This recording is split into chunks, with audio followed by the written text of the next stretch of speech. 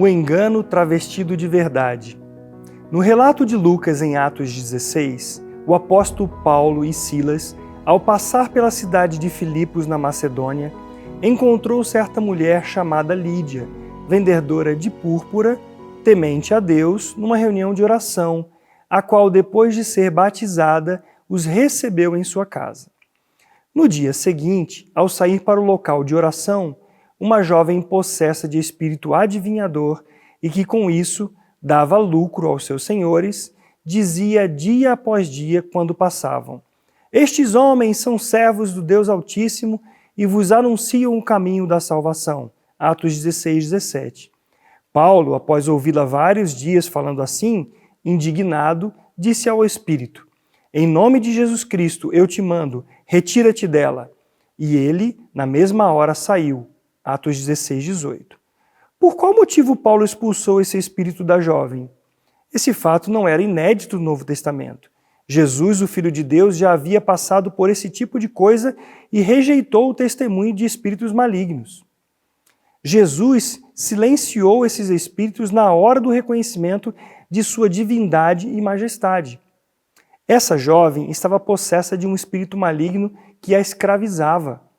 Ela era escrava dos seus senhores e do espírito do mal. Ela também era escrava do pecado e precisava ser liberta por Jesus Cristo. O Espírito Santo deu discernimento ao apóstolo sobre o engano que estava por trás da confissão dessa jovem. Hoje, muitos de nós dão crédito a falsos profetas que, travestidos de filhos de Deus, enganam com mentiras e feitiçarias.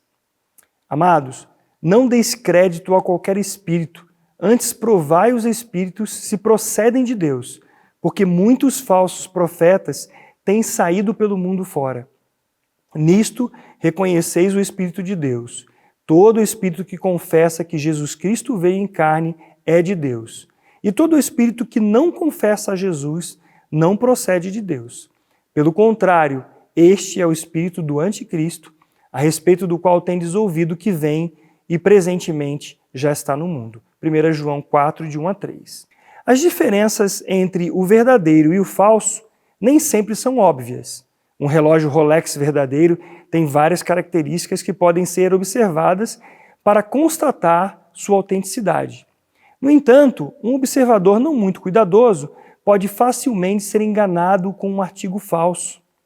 Tome cuidado quando alguém anunciar um evangelho em que Jesus Cristo não seja suficiente.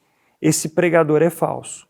Assim, como já dissemos, e agora repito, se alguém vos prega evangelho que vá além daquele que recebeste, seja anátema, disse Paulo aos Gálatas, no capítulo 1, versículo 9.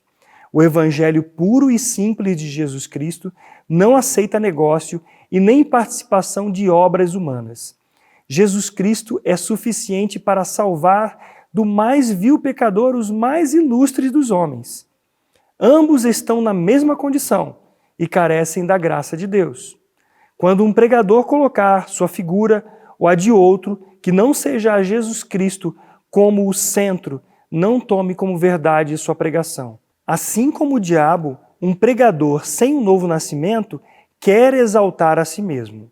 Muitas vezes sua atitude parecerá de piedade, mas se a exaltação for para o homem, esse tal não estará sendo fiel ao verdadeiro evangelho de Jesus Cristo. Por último, o evangelho de Jesus Cristo não coloca o pecador aos pés da cruz e nem ao lado da cruz. Jesus Cristo, ao ser levantado da terra na cruz, atraiu o pecador a si para morrer juntamente com ele. O nosso Senhor e Salvador não reforma uma pessoa, ele transforma em uma nova criatura pela morte e ressurreição. Não se deixe enganar. O que é nascido da carne é carne, e o que é nascido do Espírito é Espírito. Não te admires de eu te dizer, importa-vos nascer de novo.